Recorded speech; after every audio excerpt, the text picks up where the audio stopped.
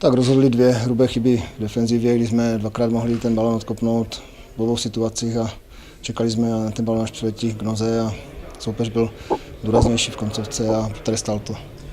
Ten druhý poločas, ale snažili jste se o to vyrovnání 2 tyčky, ale bylo to takové bezzubé. Tak bylo to takové křečovité, máme omazané mužstvo a bylo vidět, že kluci po těch 2 inkasovaných golech už si tolik nevěřili a chtěli to, ale ta hlava nebyla volná, kombinace vázla, začali jsme to nakopávat, dlouhý balony a navíc to štěstí se k nám nepřiklonilo, když jsme trefili 2 tyče a možná kdybychom dali na 2-2, že bychom se psychicky zvedli a tak jsme to dohráli v křeči ten zápas.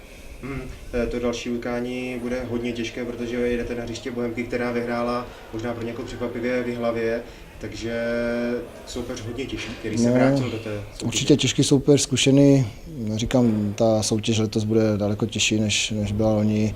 Je tam více kvalitních mužstev, navíc ten začátek máme velice těžký, jdeme na Bohemku, máme doma Třinec, pak jdeme do Ústí, takže těžký začátek a je škoda, že jsme tady zaváhali a prohráli jsme to úvodní utkání.